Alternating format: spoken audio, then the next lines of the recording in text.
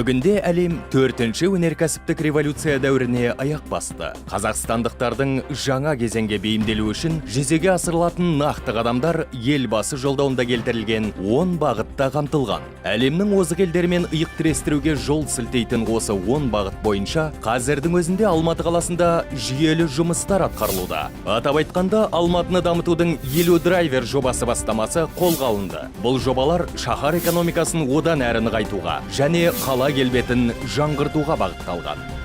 Алматы қаласында әкімшілік көп жұмыстар жасап жатыр.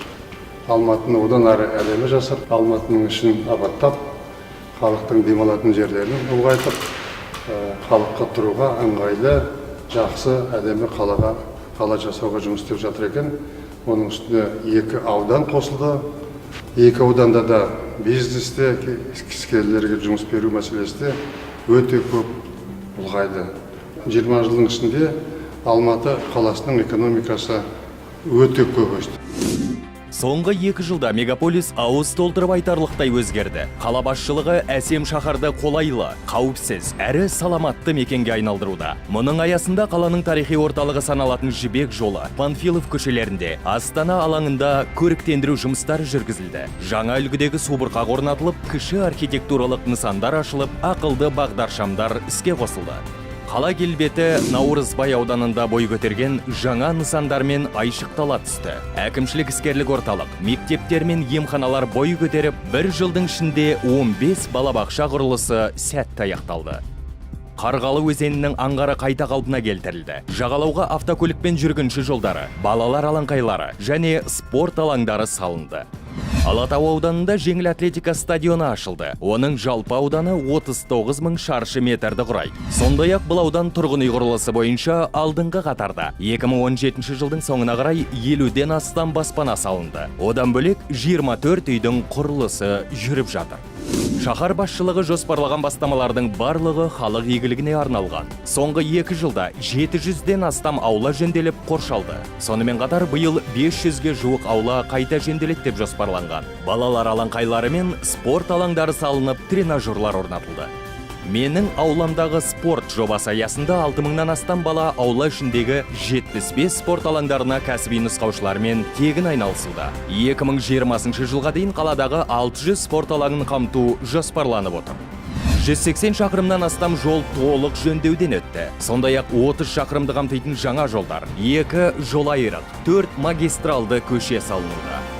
Мемлекет басшысы энерготиімділік пен кәсіпорындардың қуатты үнемдеу талаптарын жоғарылату, сонымен қатар қуат өндірушілерінің экологиялық мәселелерді назардан тыс қалдырмауын тапсырғаны белгілі. Бүгінде жекеменшік үйлердің 96% газға қосылды. Жыл соңына дейін жер үйлердің барлығы толықтай көгілдір отынға көшуі тиіс. Ал 2021 жылы Алматы аумағына жаңадан қосылған 4000 жеке баспананы газбен қамту жоспарланған. ТЭЦ-1-ді жаңғырту жұмыстары жалғасуда. 35 миллиард теңгеден астам сомаға жаңа газ қазандықтары орнатылмақ. Ұзындығы 760 шақырымнан астам инженерлік желілерді салу және қайта құру жұмыстары аяқталды. Шаһар қауіпсіздігін қамтамасыз ету мақсатында 9 мұздық көлді судан босату жұмысы іске асырылды. Медеу Шымбұлақ, үлкен Алматы өзеніне апаратын жолдағы құлама жар бекітілді. Алматы қаласы әкімнің бастамасымен сел жүру қаупі бар шатқалдарда жақын арада 2 тоған салынып, енді біреуі қайта жөнделмек. Тұңғыш рет сел жүру қаупін автоматты түрде қадағалайтын жүйе іске қосылады. Сондай-ақ экологиялық талапқа сай қоғамдық көліктер саны артты. Бүгінгі күні автопарктердегі көліктердің 60% газбен жүретін автобустар мен троллейбустардан құралған. Автобус паркі 30%-ға жаңаланды. Жүзеге асырылып жатқан көлік реформасы аясында 2017 жылы бюджет және жеке инвестиция есебінен 500-ден астам автобус сатып алынды. Қаланы заманауи талаптарға сай көркейту мақсатында көшелердегі бей-берекет қоршаулар, дүңгіршектер мен ұсқынсыз жарнамалар алынып тасталды. Автоматтандырылған велостанциялар орнатылып, орбита шағын ауданынан Көк базарға дейін велосипедпен жүруге арналған жолдар салынды. Қала халқын мазалаған түйткілді мәселелердің түйінін тарқату үшін Open Алматы орталығы іске қосылды. Мұнда шаһар тұрғындары өздерінің арыз шағымы бойынша атқарушы орган өкілдерімен ашық сұхбаттаса алады. Нұрлы жер мемлекеттік бағдарламасының аясында кезекте тұрған 6000-ға жуық адам баспаналы болды. Бүгінгі таңда 14 000 пәтердің құрылысы әлі жалғасуда. Мемлекет басшысының тапсырмасы бойынша 2017 жыл жастар жылы деп жарияланған. Осы орайда қала әкімдігі білім, мәдениет, салауатты өмір салты, тұрғын үй және жас отбасыларды қолдау жобаларын жүзеге асырды. Алматы жастары бағдарламасы бойынша 100 жас отбасы пәтер кілттерін иемденді. 8000-ға жуық маман 2 қолға 1 күрек тапты. Сонымен қатар, ескі трамвай депосының орнына білім мен тәжірибелік дағдылар беретін көп функционалды лофт орталығы ашылды. Мұнда еріктілерді, жас суретшілерді жұмылдыратын алаң, коворкинг аймағы. Сондай-ақ еліміздің түпкір-түпкірінен келген жастармен жұмыс істейтін клубтар бар. 2017 жыл халқымыздың рухани өміріне тың серпін берген мәдени шараларға толы болды. Apple Fest, Форе, Гәкку дауысы атты жыл сайынғы шаралармен қатар 28-ші қысқы универсиада, Ұлы дала рухы этникалық фестивалі және Star of Asia халықаралық музыка фестивалі өтті.